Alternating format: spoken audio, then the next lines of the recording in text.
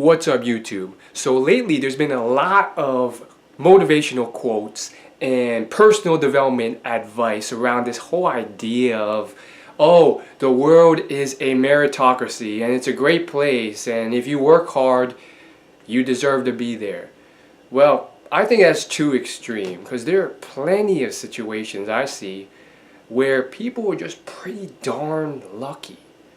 I'm a living example when it comes to food. You know how people say like, oh, if that person eats so much, he's gonna get fat. You can't eat so much junk food and stay skinny and lean and all this stuff. They haven't met me. I have eaten so much junk food that it is disgusting.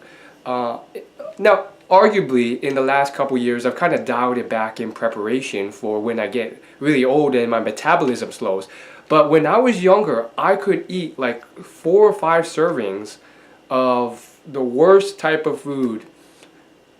That's 5 different people stacked together, eating together, wouldn't equate to how much I ate in one sitting. And I would still look very skinny and be fine. I had a ridiculously high metabolism, which probably served me well in the modern era, but probably would have, killed me in the Holocaust. I don't know. So it's really luck. It's genetics. It's natural selection. It's variety, which is the basis of natural selection. And I'm not alone. I've stumbled across a few girls over the years who also eat like crap. And I will be like, that's not possible. That girl literally looks like a supermodel. She's blonde, she looks like a supermodel, and she's eating a double-decker Baconator with fries and a shake. It's like, what the heck is going on? Now, let me make it clear. I'm not telling you that the world is screwed up and you just kind of like throw your hands in the air and like, not do anything. I'm saying the world is not perfect, but you still do your best anyways, because it does make an impact and you will get ahead. Not all the time, but some of the time, most of the time. Because generally speaking, most people who are really muscular and healthy and fit, by far, they have really good nutrition and they work out a lot. Like, there's a rare small percentage who eat crappy food and still get ahead, and they're usually very, very young and in the minority, and oftentimes envied and harassed by jealous people who are like, that's not fair. I'm overweight and I don't get to eat this. So don't focus on these rare exceptions as some type of key. They're just people who luck out. And guess what happens when people luck out in terms of their IQ or in terms of their inheritance or anything, their metabolism? They rely on it like a crutch. And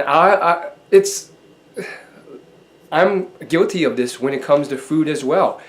It's like I'm very disciplined, but then I have this crutch to lean on. And it's like almost unconscious. It's almost like a hidden obstacle. This luck has held me back from creating a disciplined nutrition system, which I'm working towards, because I've been leaning on it as a crutch. And it's, in the long run, become an obstacle, because as the years progress, this crutch starts to wane. Are there people who, by their looks alone, become supermodels and live very rich, wealthy lives? I'm sure there is. Like, the world is a crazy, vast, diverse place. Worse, surprising things have happened. But I am saying that it's a rare exception. For most people, you will do better if you stopped worrying and focusing on these other people and trying to use it as an excuse to just give up, and actually use that as fuel to just move forward and say, okay, that's fine, but I'm going to get ahead. I don't know. That's me ranting.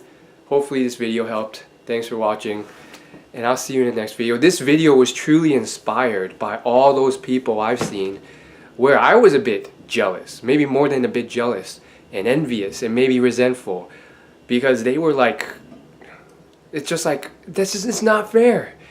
Handsome, good looking, incredible body, and yet they can eat whatever they want. Like, what the heck is going on there? But that stuff happens.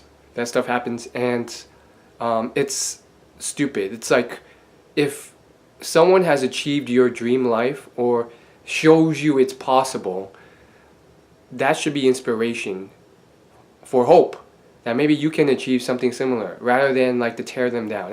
I see it all the time when it comes to people who run businesses and they're doing really well and they kind of show it off on social media, and others get jealous and tear it down rather than use it as inspiration. That's possible.